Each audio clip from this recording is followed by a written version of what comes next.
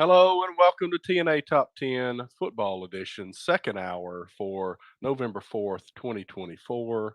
We'll be recapping week 10 of the 2024 football season and look forward to week 11 and a little special segment this week since the first playoff ranking comes out. And we're going to talk about that a little bit too. How's it going, Andrew? Playoffs. Playoffs. We're talking Talking about about playoffs. Playoffs. Jim Mora. That'll never get old, ever. Terry, I would be better if Nebraska was 6-3. They're 5-4 by their own doing. We'll get into that. The headline reads, "Fire Marcus Satterfield." More on that in a few minutes. But buddy, opening stories tonight, Tuesday, about the time the election results start to come in. The top 12 will be decided by the football playoff poll. Now they're going to rank, my understanding is 25 teams, but Okay. this is the top 12, the teams that would be in if the playoff were to occur imminently. By rule, this is the criteria from the college football website.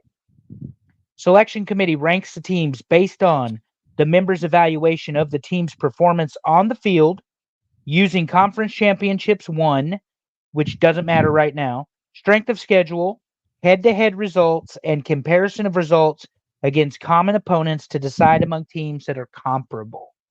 So the problem with this top 12 playoff is there are teams that are comparable, and then there's everybody else. And we'll get into that when we kind of show our fans what we're talking about, our listeners, our audience, who we appreciate for once again being here, taking the time this time of year. It's November. The Christmas tree's already up at work. I shit you not. So people are getting ready. You know, there's other things, lots of school stuff or work stuff, whatever. But they're here with us to, I guess, talk about football. But the interesting rule when I say comparable is almost relative, Terry. What is comparable? Whatever they want it to mean. At If Alabama's involved, it's going to change. yeah, and People in the crowd know what I mean. we've already discussed. Yeah, you're going to get Bober fired up. He's on our show, I think, next We're going to week. talk about Pittsburgh later, Bober. I don't know Oof. that you'll be so happy. He was texting me as they were getting their asses handed to them. Yeah, comparable is interesting when stipulated. The four champions of the Power 5 or 4 conference are automatically in. Right. But there's some serious disparity between who the Big Ten and SEC champion's going to be, competition-wise, when you compare them to the Big 12 and the ACC. Very, very big differences we're going to get to discuss, Terry, in the upcoming weeks. That's right. And, you know, we talked about it a little bit, a little foreshadowing, but Miami's that question mark team. Should have lost some games, got saved by the officials, but they're that team that just finds a way to win, even if it's that. So who Down knows? 21-17 to Duke at halftime. Outscored Duke 35-10 or something. Win the game by over 20 points. Who does that particular team remind you of, Terry? I've always said it reminds me of when Auburn was going undefeated in '04, and I prayed every weekend that USC would lose, and they would go down by 3 touchdowns, and they would storm back and win by 3 touchdowns. And they've got pretty good receivers, and they got a quarterback, and they've got a running back, and Miami may not play defense, but they will shoot the lights out. So Cam Ward, probably the odds-on favorite to win the Heisman as long as something stupid doesn't happen. But there were some stupid things that happened in football, if you want to talk about them. Results this week. Which ones? Oh, Yeah, okay. well, Let's go into the yeah, games. I thought you yeah. meant there were some stupid things off the field, but let's talk about some games. We're going to mix it up this time. We're going to the Ohio State-Penn State game first, starting in the Big Ten this week. And, you know, Franklin, once again, has an opportunity to win a big game and doesn't do it. Plays it close. Plays it close, doesn't win, has 111,000 people at Beaver Stadium Saturday for a 12 o'clock kick. Right. Watching this particular football game. Um, Ohio State is always the beneficiary of having a great, solid football program.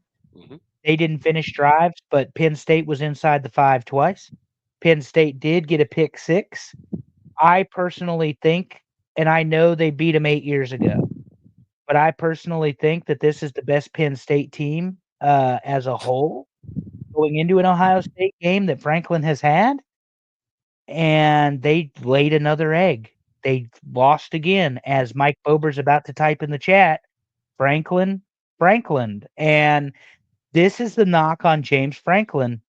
He helped the team get past the scandal with Sandusky and Joe Pa after Bill O'Brien left and all that sort of thing. They haven't done anything, though, of significance. Now, he wins 10 games a year, but he can't win the big ones. Can't beat Michigan, can't beat Ohio State. And at home with a record-setting crowd there at Happy Valley, you go 3 for 11 on third down. You commit a turnover. You get a couple penalties when you're driving down the field. We all seen this before as football fans. Right. We know what that means. And twice you're inside the red zone, inside the 5, and you can't close.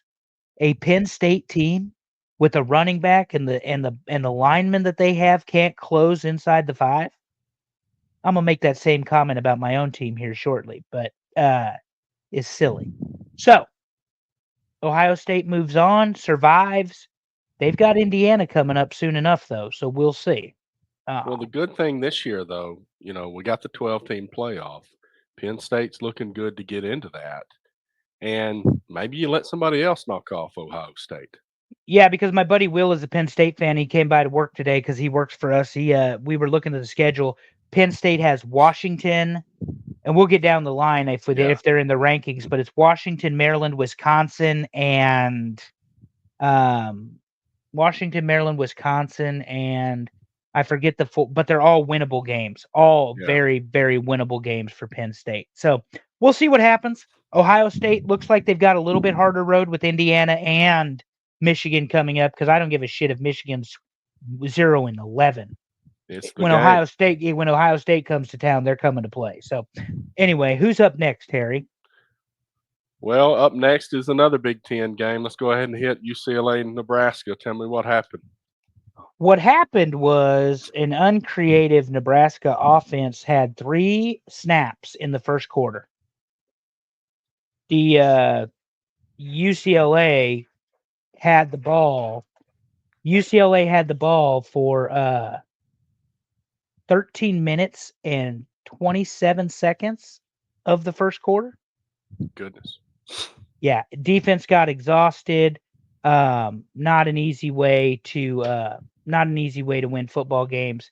Dylan Raiola, the game plan was not working. Obviously, Nebraska scored 7. They go down 13-7 at halftime. First play of the third quarter is a pick 6. Threw a pick 6 right to the UCLA defender. Then they get 3 and out. UCLA pumps the ball, and then of course Nebraska comes back a little bit. But the bottom line is that Nebraska was 5-3, has won 5 games, had the chance against Indiana, got blown out, had the chance against Ohio State, got beat, had the chance against UCLA, got beat in Lincoln. This is my issue and why I say fire Satterfield. We talked about this last year, the Michigan State game. Mm-hmm. Heinrich Harburg drives the team down the field, run the ball, gets to scoring position. What do? Call a pass play, pick in the end zone after your quarterback's already had trouble throwing the ball in the game. This particular one, and twice Nebraska was inside the 5. Both ended in no points. First play from 10 yards out is a 5-yard run. Then we decide in our infinite wisdom that we're going to call a fade route to the corner of the end zone inside a tight coverage from the 5-yard line. Then we're going to do another hook play. It did not work. And then we've got a 4th play where it's just all out blitz, and Raiola got smoked. He also got hurt in the game trying to make something happen. He did not slide or dive, did not give himself up, and took on a linebacker full speed and got a bruise on his back. So they have a bye week this week. So hopefully he'll be back. You can't put your $1 million quarterback at risk. You can't be unoriginal. You can't be stubborn and refuse to unend the game plan. And here's my biggest problem. Ty Robinson, Nash Hutmaker, 315 pounds apiece, defensive linemen. You're inside the 5 with power running backs. Line up in the eye and run that fucking ball in. You got 3 chances to do it. Run it in. Put your defensive linemen in and have them create a hole. They didn't do it. Completely unoriginal. The power eye made Nebraska football for a very long time. It doesn't mean it needs to be the base offense anymore, but when you're inside the 5 and your quarterback has no time to throw the ball, because all they were doing, Terry, 3-step or 5-step drops. No bootlegs, no play action, no rotation out. So what's the defensive end's going to do? They're going to pin their ear back, stay level with the quarterback, and if they have a chance to hit him, they're going to hit him. And that's exactly what happened Saturday. Marcus Satterfield is unoriginal, unwilling to change, has no business being the offensive coordinator of the Nebraska Cornhuskers. If this team does not become bowl eligible in the next 3 attempts, he will not be at this team any longer. And he still may not. Matt Rule's press conference today, half of it was about Marcus Satterfield, his offensive coordinator, and the failure to get anything done with somebody like Dylan Rayola. And they had 113 rushing yards, so it wasn't like they couldn't run the ball. And 59 of UCLA's 141 were on a quarterback run on a missed tackle. So Nebraska got beat by their own unwillingness to do different things. That sounds very familiar to me, and I'll pick up on that in a few games when we get to the SEC. But why don't we move away from the Big Ten and head over to the Big 12? And Iowa State is no longer undefeated. 23-22 lost to Texas Tech. And this hot team that we were pulling up in the rankings is falling off now. Well, they couldn't finish the drives. They had way too many penalties. This was not a clean game. Penalties all over the place here. Had more possession, had 2 turnovers. They did all the things that you do if you're going to get upset in a football game. Texas Tech is a much better football team than we initially thought early in the year. Iowa State's a good football team. We know that. Yeah. But apparently the people in the AP, and we'll get down the line when we talk about ratings, they dropped them, 11 spots or something? Yeah, 9 spots? It was a huge drop on this game. I will be honest. I only saw a few highlights, particularly when it was sealed for Texas Tech. They always show that on SportsCenter. Yeah. I did not watch this football game. I didn't think it was worth watching. And that's partly because Iowa State has been a very solid fundamental. They have the least amount of penalties in the country. 8 for 59 this time. I believe their turnover margin is also top 10. They committed 2. I mean, they committed 2. One's an interception. They threw for 299. So their passing game looks decent. I don't know. Just weren't timing the right plays. I don't, like you said, I didn't watch this. I was watching other games, but had nearly 70 more yards than Texas Tech did. Well, and as we will discuss, now there is one undefeated team in the Big 12. Yep. Just one. In the Big 12, we've talked about, who did you pick in the Big 12 this year? I picked Utah. We picked the ones that were the front runners. Yeah, so the Big 12 is just all over the place. No. But we kind of knew it was going to kind of be exciting. It was going to take place of the ACC, but no idea that Iowa State was going to be toward the top. BYU was going to be toward the top. Kansas at the bottom, Right, yeah. Yeah. All right, well, let's move, I think, out of the Big 12. I don't think I got another one. And let's go to the ACC and Louisville. I don't know. I didn't expect this at all. 33-21 at Clemson gets the win here. This was shocking to me. Yeah, so this game was 26-7 going into the fourth quarter. And Clemson moved the ball obviously 450 yards. Look at the balance: 228 rushing, 228 passing, no turnovers. So they moved the ball, but Louisville's defense came up with the stops when they needed to. I mean, Clemson's almost 50% on third down. That's a good number, Terry. They And got Clemson had it for 38 minutes. 38 minutes of possession, and they got just slapped around by Louisville defensively. If you got 23 third downs, you've got the ball a very long time. Yeah, but when I say they got slapped, when it mattered, they couldn't put it in the end zone. Yeah. And I was very surprised. But yeah, this game went everything that could go wrong. And here's the other thing. This happened in Death Valley. This Right. was a loss that took place at Clemson's home turf, and they pride themselves on how difficult it is to beat them at home. So Louisville showed up. We've talked about Louisville being one of those teams, kind of like a West Virginia, where they can sneak up on you and play really well, or they can just stink it up. But they well, showed up this week. when you look at their losses, I think they lost to I know for a fact they lost to Notre Dame. And then I think they lost to like Kentucky or but all their losses have been close, and it has been Louisville's inability to close football games. They did not have that problem Saturday night. The only thing that became in jeopardy was when, Clemson finally punched it in the end zone a couple times in that fourth quarter. But yeah, Jeff Fromm has them playing well. Louisville is a tough football team. I think they're just too far outside for a playoff spot, to be honest with you. But they're gonna finish with a good season. Honestly, they've lost to some pretty good teams: Notre Dame, SMU, Miami. That's That the three. Okay, that's those the are the three three. losses there. Yeah. Yeah, So I mean, those are good SMU. teams. It wasn't Kentucky. It was SMU. Yeah. They might not play Kentucky till the end of the year Yeah, I think so. if they have that game. But anyway, and we're gonna get to SMU. You talk about a showing, for the lack of a better way to say it. But yeah, there's really no excuse for Clemson to lose this game. If you looked at this game statistically, you would think Clemson won this football game. Erase the Right. score, and you ask somebody who won this football game, everybody would say Clemson won this football game. But If it they didn't doesn't know, matter how many yards you get from your 10-yard line to the other team's 30.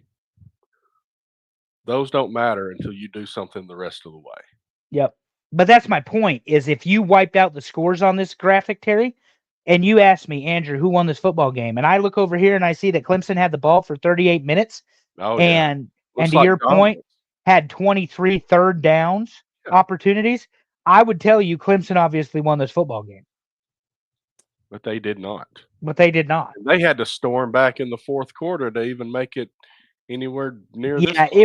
it was not nearly as close as the score. That I will tell you. Um, do you have another score for us, Terry? We got another ACC game, I believe. We've got Pitt SMU, since you were talking about SMU there. Speaking of not SMU wins the close, home game 48-25, and, yeah, a couple of turnovers for Pitt. SMU held the ball. SMU was 7 of 14 on third down, so they're making the plays at the right time.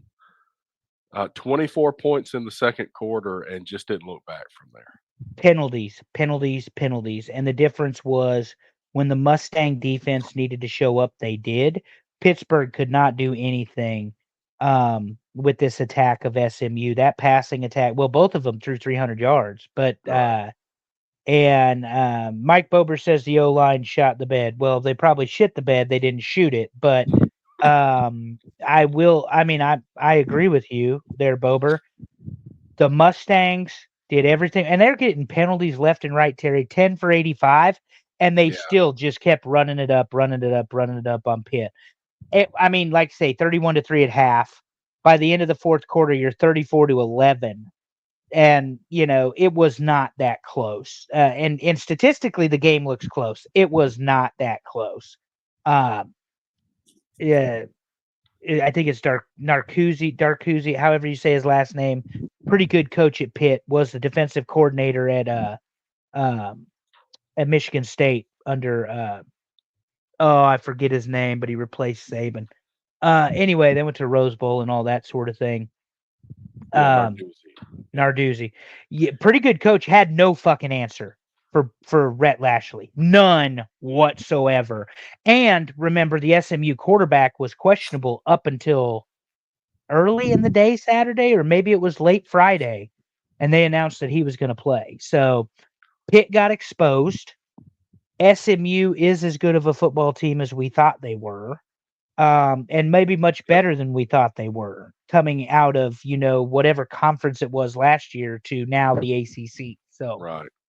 Pitt still got chance. Pitt's got an outside shot at it, but the way Miami's playing football, uh, I don't know if anybody's gonna stop them. So Yeah, I don't think so. And this is, just a reminder, this is baby Gus Malzahn here coaching at SMU. So he'll he'll be bring coaching the at off he'll be coaching at Auburn within the next in a 24 couple of months. years. Yeah. Yeah. There's a lot of talk about that. Why don't Yeah. we move on to the next game and we go to the SEC and Texas A&M, who was sitting at the top looking pretty, got absolutely manhandled by South Carolina. Yeah, that second half. I mean, so South Carolina, as you can see by the score line, jumps out big early, or jumps out quick anyway, 14-3.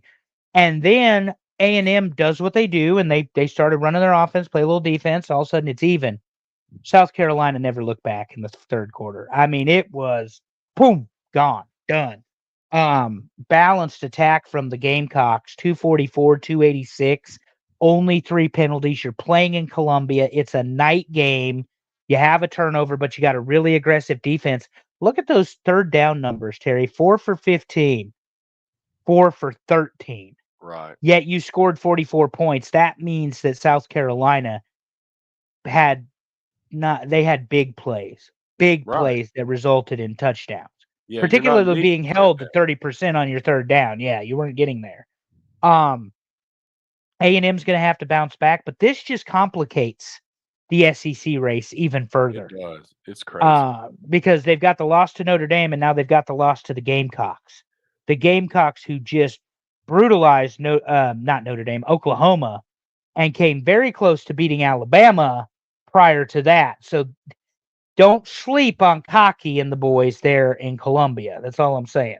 Well, it's getting fun with some of these races now. You got the SEC, Texas A&M look good, um, and the new format this year. Who knows who the top two teams are going to be at the end of the season? Exactly. Exactly. We're going to have tiebreakers all over the place. That's why I read the rules, because you got strength of schedule, head to head, like Yep. opponents. All of it's going to matter. The quarterback's prettiest girlfriend. Yeah. Historic recent history is going to play a factor, I promise.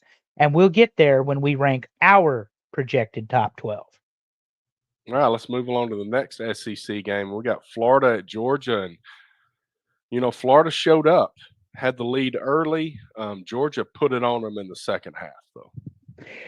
So Carson Beck, for the third time this season, somebody whose name was mentioned in the Heisman Trophy standings early, even by me, because I mean, this is a very experienced quarterback, national Right. championship teams, 3 interceptions for the third time this season.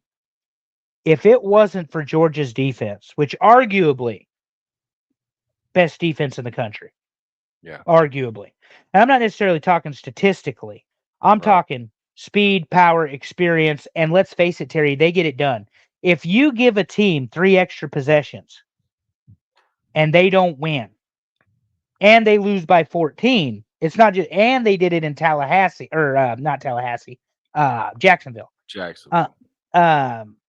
yeah, I don't get it, buddy. I don't understand where the offensive problems at Georgia are, but I do know one thing, that defense, and look, we saw it against Alabama. Alabama jumps out to that huge lead, and thanks to the Georgia defense, Georgia got to claw right back into it down to the last minute with Ryan Yeah. Williams catching that ball. Um, and they stopped Kentucky, and they stopped Auburn, dead in their tracks. So Georgia is as good as advertised, and we both know that Alabama game played 4 more times, could go either way for either team the Right. other 4 times. The So question is, there is a little bit of inconsistency. You're right. The defense is the consistent part of this team, so they yeah, can lean on that, and that's why they are where they are right now. yep. And defense wins championships. Yep. I got more to say about that in a minute. Let's go down to Auburn, and this was a pretty rough performance, but Obligatory fucking Vandy. Okay, Terry, go ahead. so the defense, see, Auburn's defense is probably the most unsung unit in the whole country. This defense is playing very well. They gave up 232 total yards to Vanderbilt, 89 rushing yards. 4 for 16 on 3rd down. Yeah, I mean, they're getting it done, but the offense is so horrific that they just can't put it in the end zone. And, the offense didn't turn it over, so that problem's been pretty much fixed. I mean, there's one turnover a game or so, but 2 for 13 on 3rd down is ridiculous. And not only that, and you talked about play calling earlier, the very first 3rd down they converted was in the second half. The next play, they call like some kind of wide receiver pass thing and lost about 10 yards. It's like, come on. The guys made it happen. Don't screw with them. It's frustrating. Yeah, I mean, if something is working, do it Yeah. until it doesn't work any longer. And Vanderbilt keyed on Jarquez Hunter because Jarquez Hunter went off on Kentucky. And, Vanderbilt's quarterback talked about, that was a soft Kentucky defense. Vanderbilt's defense is not soft. And they held him pretty well. But Auburn quit even giving him the ball in the second half. It wasn't even an option. They just said, we're not going to give it to him. And Hugh Freeze said that Hunter looked gassed. Okay, well, nothing else is working. Why don't you Any idea how many times he touched the ball? I don't have that, but I can probably find that pretty quickly. It wasn't that many because he just didn't because he didn't have because he didn't touch it much at all in the second half. All I'm saying is the 25 touches a game is an acceptable number. Oh, it was not that. If he was gassed after 25 touches, okay. Oh, I forgot to mention in the Clemson game, while you're looking this up, 12 carries. 12 carries. Yeah, that's not acceptable. 12 carries for 50 yards. That's not acceptable. That's 4 yards a carry. He's not gassed. Anyway, Clemson's quarterback dropped back 56 times against Louisville.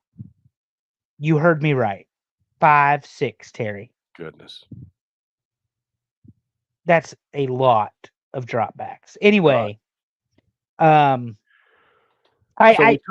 Vanderbilt, though, let's give them credit where they deserve it.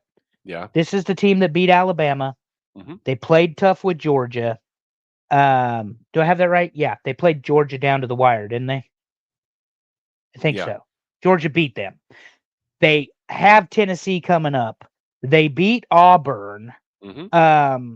This is not a slouch team. Not a slouch team.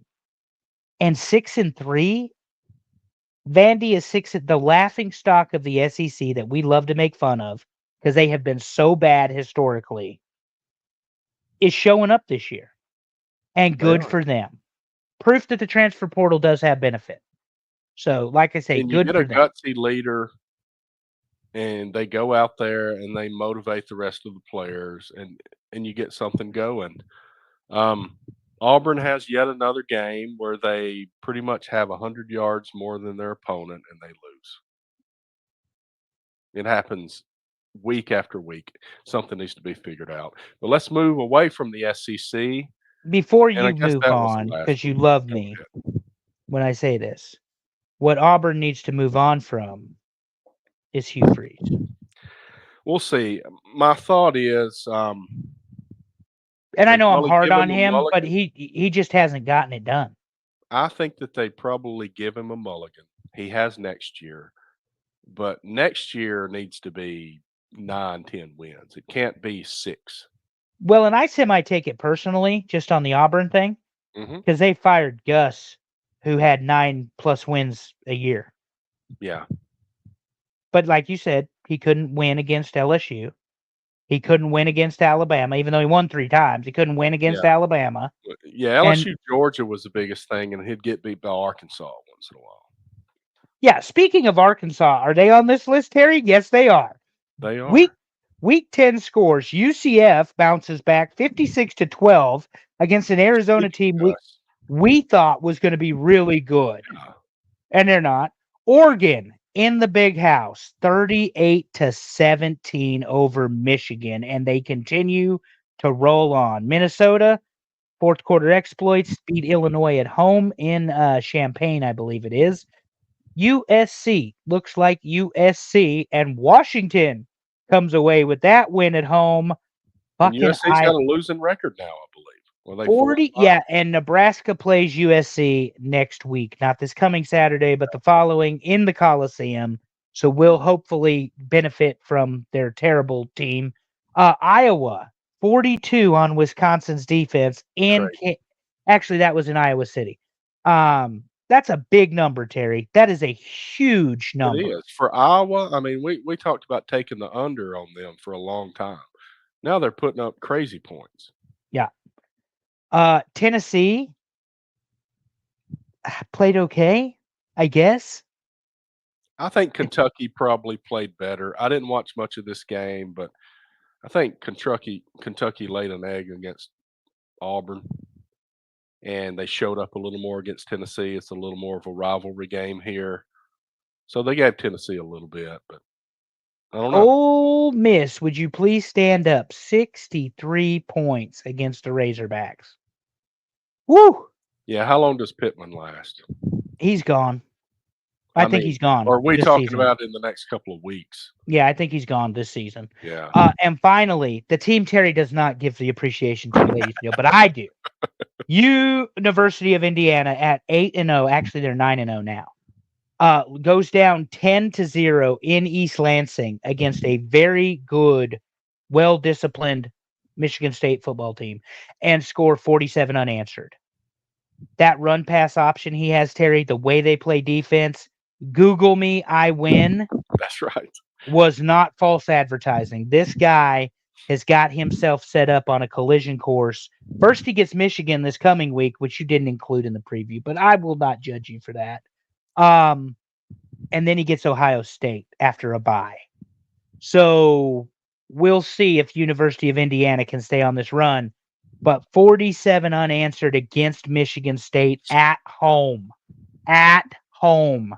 They continue to pile them up.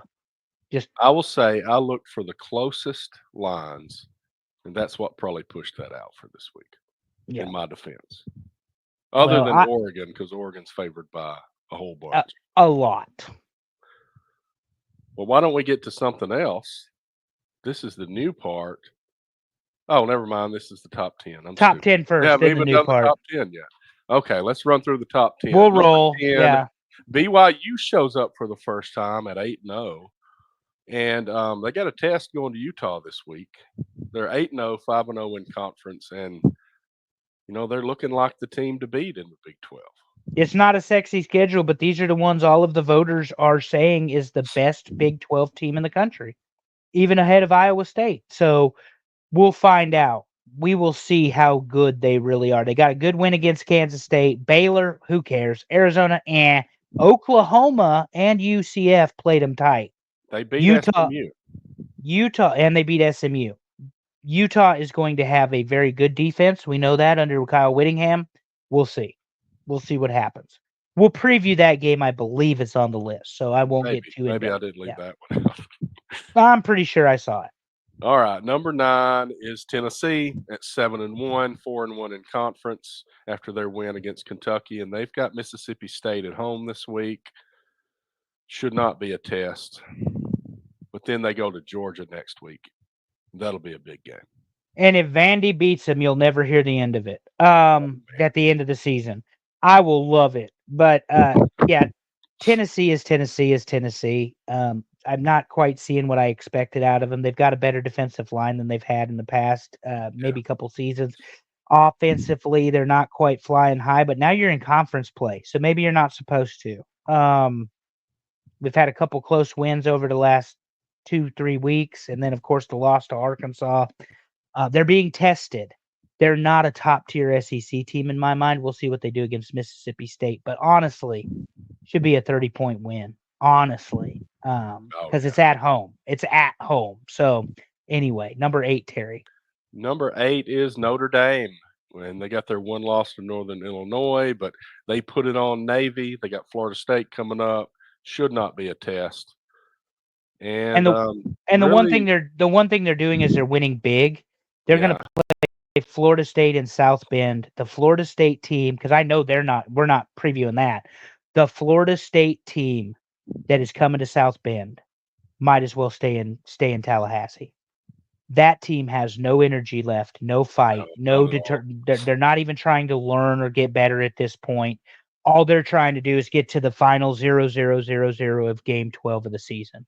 It is sad to see the team in that state of mind, in that shape. Notre Dame, led by Marcus Freeman as the head coach, is great defense, good offense. They're going to rout Florida State. We're not predicting this game, Terry, but I would say 5 scores because it's in South Bend, Indiana. Jeez. Yeah, 5 scores That's against. hefty. Well, it's not, though, if you look at what Florida State didn't do this weekend against North Carolina. That's right. Yeah. So, anyway, let's head on. Number 7, Indiana, 9-0, 6-0 in conference. They've got Michigan this week that I left off the preview. And they just keep rolling. Look at those scores, buddy. Google him. He knows how to win. He just wins. He wins big. 14 points every game. And like the Nebraska goose egg there, the Maryland beat, the Charlotte, Maryland the UCLA. scored 28 on them, and Northwestern scored 24. But every other game, very low points against this defense. Very good team. And Michigan, ripe to get just creamed again there in Indiana, So we'll see. Up next, number 6. Number 6 is Penn State. The loss didn't hurt them that much, and it shouldn't have. And it shouldn't, because Ohio State was right up there with them. They've got Washington this week, 7-1, 4-1 in conference. They've got a very manageable schedule coming up. There's no reason Penn State should not be looking pretty for the 12-team playoff. That's the conversation Will and I had. Purdue was the team I couldn't think of. Minnesota, Maryland, Purdue. Minnesota they've won some games, but they're not going to be able to challenge Penn State physically. Maryland, under Mike Locksley, the old Alabama assistant, they're going to give them some different looks and stuff, but again, physically can't match up with Penn State. Purdue is a joke, and Washington, coming off this win against USC, probably the best chance to beat the Nittany Lions on the way out.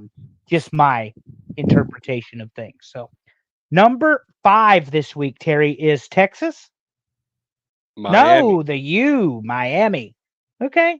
And again, another team that keeps winning and winning and winning and pulling Terry's favorite impersonation of USC. Yeah, of USC.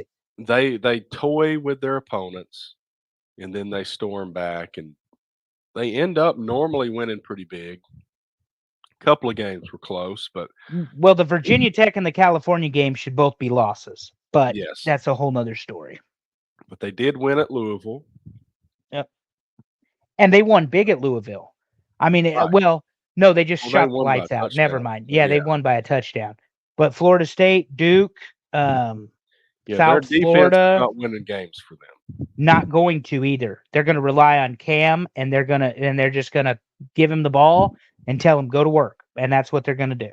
But I guess this game coming up at Georgia Tech this week is their biggest chance to lose, because they've got Wake Forest after a bye, and they go to Syracuse. I guess maybe at Syracuse. That might be the toughest one, actually. Yeah, but they have already beat Florida and Florida State and own the state of Florida, according to Mario Cristobal.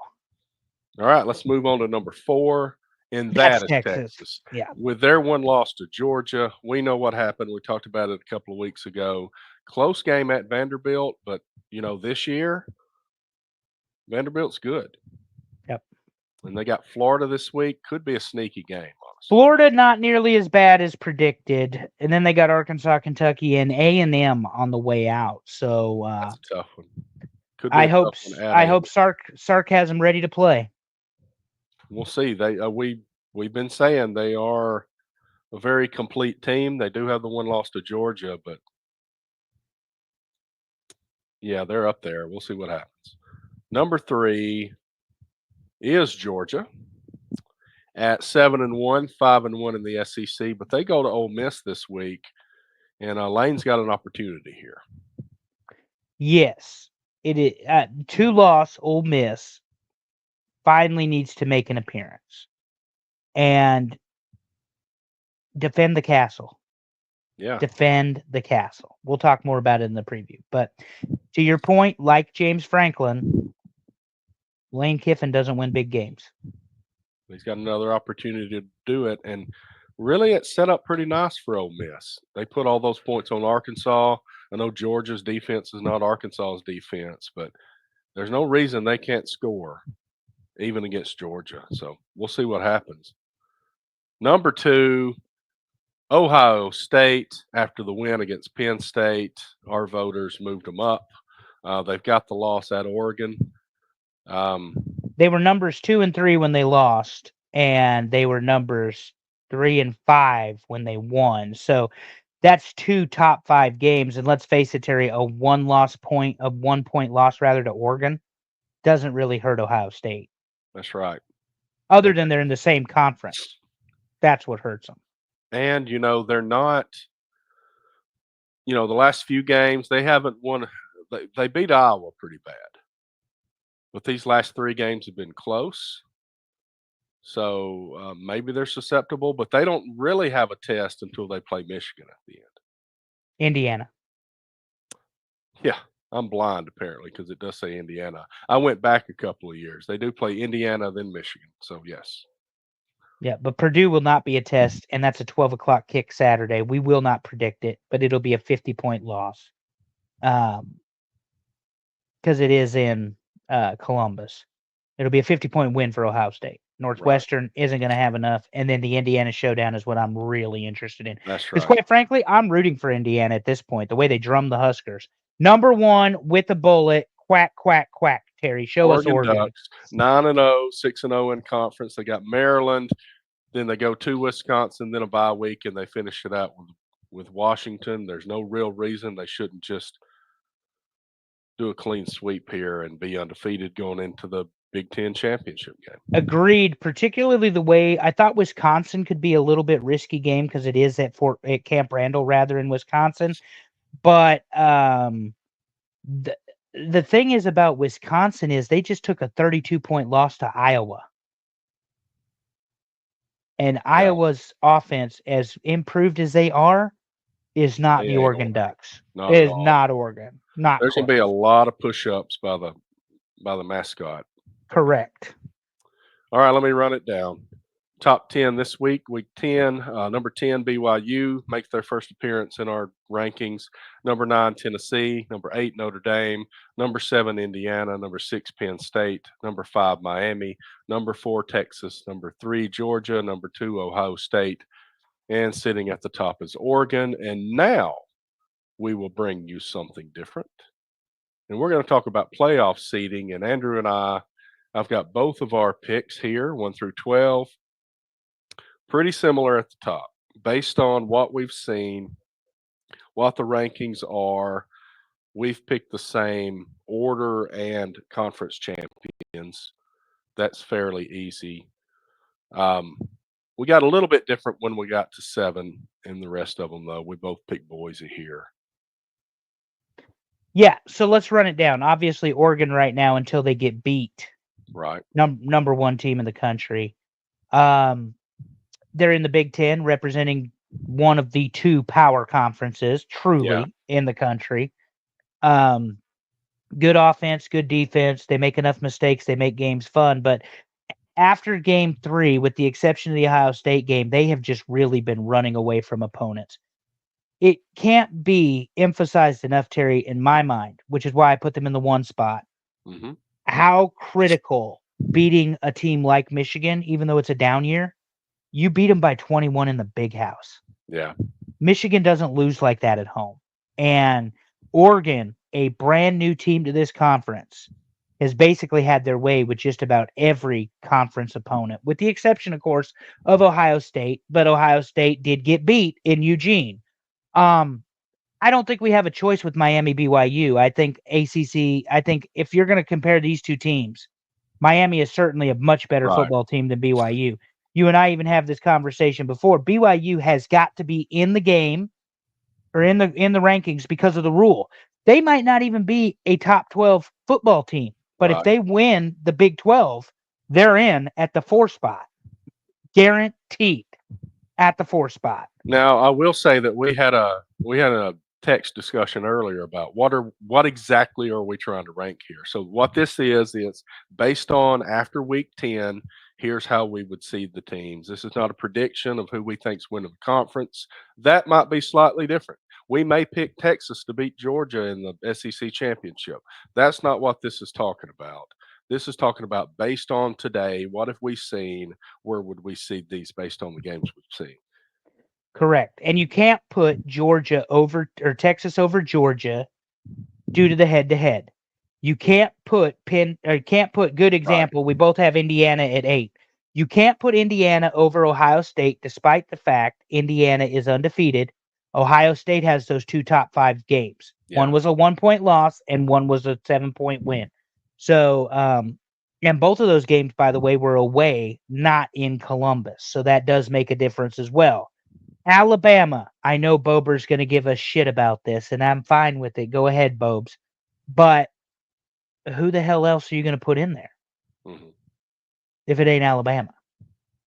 Yeah, and the teams and that's the thing about this last week. The teams that I would have had right below here, they got beat and they got Iowa knocked State, down. Pittsburgh. Yes, SMU isn't quite high enough just yet right. for us to make that determination. I mean, it's that way. Texas And A&M would have been a team I would have Texas thought A&M about. would have We gotten just in got over Alabama blasted. for sure. I would have Yeah, put Texas A&M over Alabama. Absolutely. Um, it's one, and I said Missouri was going to be in the playoff, Terry, and they're not even going to get close oh, to they're it. they're Not at nothing. all. I don't know if they Yeah. just need that running back. That's what we thought about at the start of the year. How much were they going to miss him? Maybe they miss him a lot. Difference is I put Tennessee in front of Penn State. The big reason that I put Penn State as low as I did, Hmm. and I don't know what your rationale was, but this is just the way I see it. Penn State can't win high pressure games. Okay, Indiana has never buckled. Tennessee beat Alabama right. at the Rocky Top, and that's their best win of the season. And they So also have yeah, to win over Oklahoma, and so I felt like Indiana is unproven, and that's almost unfair to Cognetti because that's what he keeps hearing is how right. Indiana, blah blah blah. But they keep winning football games, and the next two, Michigan and Ohio State, are really going to tell you what type of Indiana football team you have. Okay, so let me, for those that aren't looking at the picture, that are just listening to the podcast, we agreed on the top 6: Oregon, Georgia, Miami, BYU, Ohio State, Texas. And then he was talking about we had differences. I had Penn State at 7, Indiana at 8, Tennessee at 9. He had Tennessee at 7, Indiana at 8, Penn State at 9. My rationale was I know that Penn State's had trouble in the big games, but those are big games against Ohio State and Michigan. And even though Ohio State is a factor here, I think against others, they they just got that one close loss here. So I kind of moved them up a little higher than you did. Mm, and in Um, Terry's world, uh, just for funsies, Penn State would draw Alabama, and in my world, Penn State would draw Indiana. Do I have that right, Terry? I think so. Yeah. So, interesting, interesting, because it should be 7 and 8 or Yeah. 8 and 9, and it should be 7 and 10, That's right? right. That's right. Yeah. Yeah. And then we flip flopped Alabama, Notre Dame. I had Alabama at 10. He had Notre Dame at 11. He I mean, sorry, I had Alabama at 10 and Notre Dame at 11. He had it the reverse, Notre Dame at 10 and Alabama at 11, and we both had Boise at 12 because that's the A- team to me that looks like they're going to do it. And let's stipulate, at least for my prediction, the reason Boise is at 12 is the Power 5 Group of 5 team has to be included. Mhm. They don't have to be ranked number 5, but they have to be included. So right now, to me, the best non-Power 4 conference team in the country is Boise State, because you have to include them in the playoff. I'm going to jump 2 or 3 other teams that may be better than them, and we're going to put Boise in at 12. That's how I decided to do this, Terry. And I'll go ahead and mention one of my favorite things. Notre Dame can never be above number 5. That is correct. Thumbs up on that. Not until they Uh, join the ACC in That's football. right. That's right. So why don't we move along? So we'll see how this goes. That's what we think today. We'll see what happens this week, and we'll redo this every Oh, week until the end of the year. and by the way, as a reminder, the official one, because this is unofficial, despite the fact we have this right, the unofficial or the official ranking comes out Tuesday at about 8 or 9 o'clock p.m. Eastern time. And go vote, everybody. And go vote. Let's move I'm on. gonna stop there. You don't need me to say any more than go vote. All right, let's run it down. We got Florida at Texas Saturday at noon. Texas is favored by 21.5 here. Too many points, but I'll take Texas by 10 because it is in Austin, and they're coming off a bye week. I think Texas is a lot better than Florida. I think Florida's better than we thought they were. It is at Texas. They're coming off a bye week. I think they win by 17 here. Okay, let me tell you this. I forgot. The Florida quarterback is out for the season. I'm still taking Texas by 10. All right, we move along to that's the only noon game that really struck me as a great one. Well, that's because you left off Miami and Georgia Tech, but whatever. I don't remember what the spread was for Miami and Georgia Tech, but I think it was sufficiently big enough for me to leave it off. That's all I'll say. Yeah, you included Florida and Georgia at 21.5. Florida and Texas, excuse me. Georgia, Ole Miss. Defense. I've got an SEC bias. Okay. Defense versus all offense. Away versus home. As much as I said I thought this was Lane Kiffin's year, he has proven to me it is not. Kirby's defense is firing on all cylinders, and I'm going to take the Dogs, and I'm going to take them by 14. They're going to make Lane Kiffin make mistakes, Terry, and he's going to have to drop back and pass. And that's when Georgia's Bulldog defense gets after people, is when they make you one-dimensional. I think this is going to go toward the end. I think this might be Lane's best opportunity to knock off one of the big teams, but I don't think he's going to do it. I think Georgia by a touchdown here. All right, you're up first. Clemson, Virginia Tech, Blacksburg, 3:30, 6.5 point. Clemson is the favorite after taking that loss to Louisville at home. I think Clemson's going to be pissed off and fired up, and they're going to go in there, and they're favored by 6.5. I think I got them by 13. Virginia Tech is the team that should have given Miami the first loss. That replay in the end zone, there was no undisputable video evidence that was not a touchdown. I'm going Virginia Tech, Beamer Ball, Blacksburg.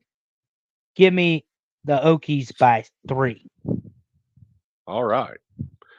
We got Iowa State. We have to disagree. Otherwise, this is no fun. Exactly. We got Iowa State coming off their first loss, going to Kansas, who came into the season ranked in the top 25 of the AP poll and has just completely fallen apart all year.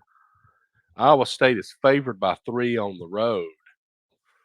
How do they react to their first loss? I think Iowa State goes in and wins by 10. Yeah, Bober, it's on the list right next to Morgantown as to games Terry and I are going to go see together. He said Blacksburg is an awesome place to watch a game for those listening to the audio. Yeah.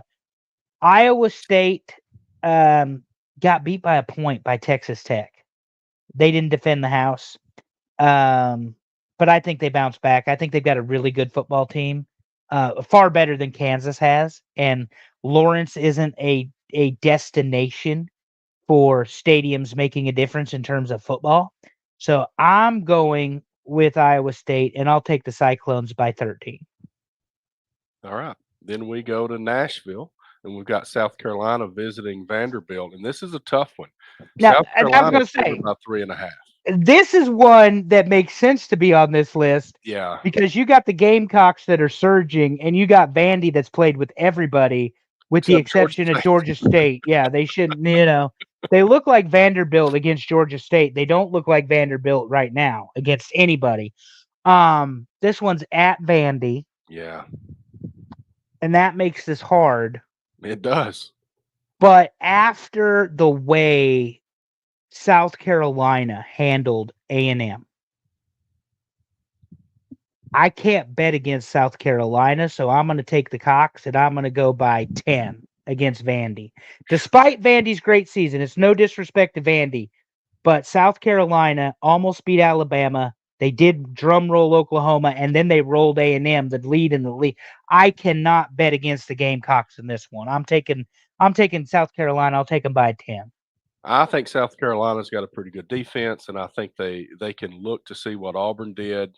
They did pretty well on defense against Vanderbilt, and I think it's going to be a little closer than you thought. I think it's more of a 4-point game, but I think Vanderbilt's not going to run the ball all over South Carolina. They're not going to pass it around. The defense is going to hold them pretty well, and South Carolina is going to get enough points to win. So 4 points. 4 points.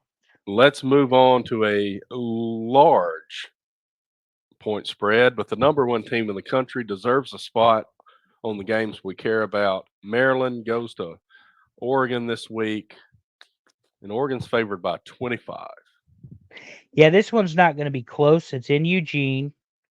Oregon is just continuing to do what they do, playing great offense. They've got a good defense. They're fast in every position. Well-oiled machine. No matter what Mike Loxley brings to Eugene, Oregon, it won't be enough. Here it is, Terry. By 30, give me the Ducks. You've been having that in your pocket. You've been waiting for it. Give me 40. Oh, you're going to go 40. Let's go 40.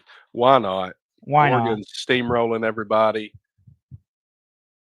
I just don't see it mattering. It doesn't matter what they bring. Oregon's going to win by 40. Big number. We're going big. In a battle of disappointing coaches, Brian Kelly leads LSU against Alabama to defend the house at Tiger Stadium, 7:30, because why the fuck not? Saturday night, Alabama LSU, historic rivalry in the last 25 years, absent of one Nicholas Lou Saban for the first time in 17 seasons. Alabama, with the benefit of Jaden Daniels getting hurt and the home field advantage, won last year in this matchup. LSU still doesn't play good enough defense for me, Terry. I think Alabama has heard the criticism loud and clear. Brian Kelly is a horrible coach. DeBoer is a far better coach. And I think Alabama's a more complete football team. You're going to see some big playmaking from Milroe and Williams and all of the rest. And I'm going to take Alabama in Baton Rouge at night under the lights by 17 points. That's a big number there. Oh boy, this is tough for me. I have seen Alabama slip up a little bit this year. I think LSU's probably a pretty decent football team, although their defense is not great. This is tough. LSU at night, but Alabama's won at LSU at night. Like you said, it's not Coach Saban, so that's another factor. I'm not going as big as you, but I think it's going to come down to a field goal. I think Alabama goes in and wins by a field goal. There you go. All right, you get to pick this one. Washington goes to Happy Valley after a one-touchdown loss, 13-point favorite for Penn State. Washington coming off a win against USC, 26-21. I think Washington exposed USC, so that was more telling of USC than it was Washington. I think Washington's still not that great this year. And I think Penn State's ready to rebound, and they're going to win this by 20. I agree. Penn State, big, big. Give me 24 just so our number's different. But that defense is going to confuse Washington's offense. Washington is still a very young team. They're traveling all the way across the country. I don't know if you get much further from Seattle to Western Pennsylvania. I mean, that's a long way to travel. Right.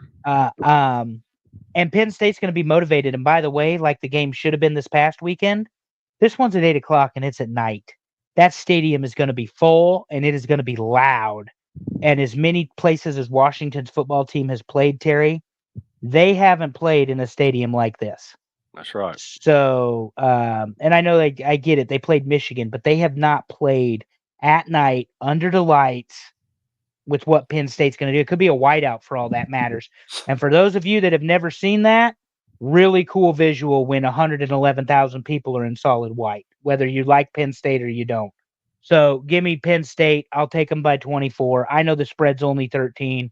It's no disrespect to Washington, but Penn State knows quality wins, quality of wins, and style points now matter when you're trying to hedge your position as to what spot you're going to get in the top 12. All right, let's move on to the ACC, and we've got Virginia at Pittsburgh. Pittsburgh coming off a loss to SMU, favored by 7 at home against Virginia. I don't think that's enough.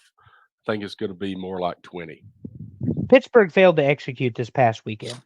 SMU exposed them, took advantage of the spots. They, as Bober had indicated earlier, the offensive line was not good. I just don't think Virginia is a good enough football team to beat Pittsburgh, particularly coming off a loss. I'll take Pitt by conservative this time. Let's go by 12. Probably be a lot more than that, but I see Pitt coming back pretty hard. And they have to, if they have any playoff chances at all, ACC title chances at all, they got to win out. And that's a tall order because I believe they've got Clemson coming to town. So, last but not least, a battle of the Mormons. The Utah Utes invite Brigham Young University, undefeated, top 10, Brigham Young. Late at night. Late at night. Well, I'm going to bed, but I'll put it on record or something. 10:15 Eastern time, Terry. Mm-hmm. And we've already had our fallback. You know, it's dark at 5:40 this afternoon. I'm disgusted by that, but whatever.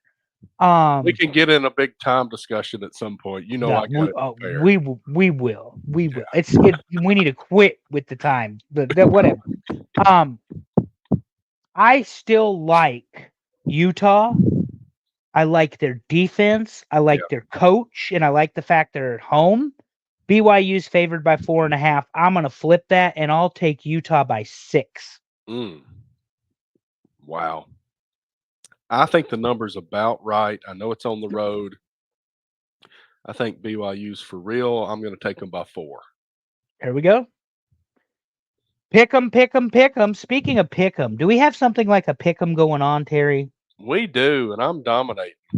I'm sitting at the top of it, 58-41. Rakija Brown, who I don't know if this person watches the show or listens to the show or not. Maybe they just put their picks in our contest here, but then Al's dad is in third place, 53-36. George, you need to make your picks, bud. You would be winning this thing if you did. Yeah. Well, degenerate gamblers, as he jokingly called George and the family. And Bober's right there in the 4th spot again. They got him all handicapped. He knows all the games. Like, we should bring him on to handicap these shows. No, Bober, you're not. You are not in third place, Bober. You are not.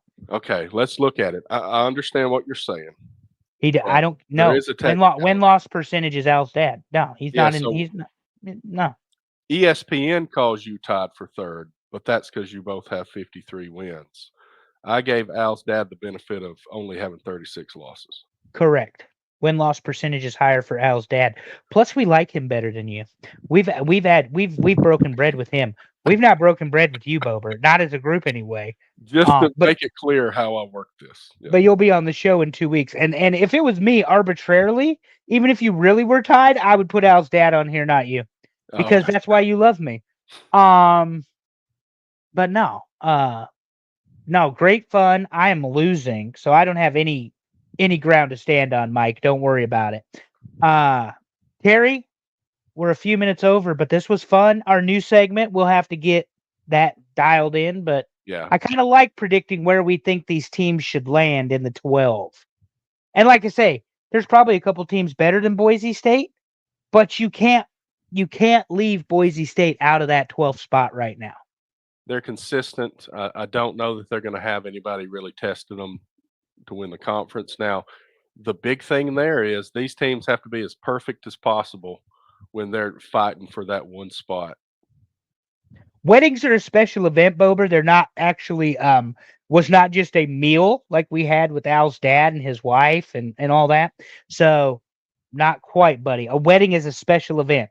You will be blessed to sit at our table and enjoy the company of the Golden Girls at some point down the line. And we will invite you because we really do like you. Otherwise, I wouldn't even talk to you. Terry knows this is a fact about me. If I don't like you, I won't even mention you. Don't look at you. Won't say nothing about you. So the fact that you have been mentioned a dozen times on this show means we really like you. And it only And he, took you making 50 comments in the comment section. and he'll join us in 2 weeks to talk all about Pittsburgh football, I guess. Oh, by the way, we don't do no pro bullshit around here unless it's guys that we really like from college, like Jaden Daniels, who's leading the Commanders, Terry, 6-2. Yeah. The Washington football team is 6-2 this And year. people are asking to go to Washington to play for the first time in forever. Yeah, well, Dan Schneider, they won a couple Super Bowls like when I was 4 or something, that whatever. Well, all right, Anyway, it's been fun. We are through 10 weeks of the season. Lots of teams have played 9 games. Most teams have played 8 games. Not a whole lot of undefeated teams anymore. It's getting really exciting. And it's the first year for not having divisions in some of these conferences, the huge conferences. Um, the championship game should be good. We don't have that East sucks and the West is going to dominate kind of thing going on anymore. And then we got a 12-team playoff to look forward to. yep. And one thing we hadn't mentioned about Boise, Boise has always been a really good non-power conference team, Yep. but they got a hell of a running back there They who they put that ball in his hand, unlike your guy at Auburn who was gassed. And this man is Apparently running 12 200 is a plus lot. Yeah. 200 plus yards a game. So I mean, and he's in the Heisman conversation. Although I don't think anybody's taking it from Cam Ward, to be quite frank. I Right. don't see it. But especially if Miami wins all their games, Right. they won't take it from them, even if they deserve it because they're Miami. But anyway, Terry, I'm done for the night. We've had a great show. We Appreciate have, you. as always, we thank everybody, you, Bober, everybody else that's commented. Alex, I know, commented earlier. George, thanks, Allison, for being here. And she's already gone to bed, I do believe. So we're handling it from now. Either she got knocked off or she's gone to bed. We love you, Allison. You'll hear this later. We'll tell you later. But it's been fun. We are through 10 weeks. We got more football to go. It's going to be a new deal this year, and we're looking forward to it. But as always, guys, as I wrap it up, be a champ this week in everything that you do. See you next time, everybody. Bye bye.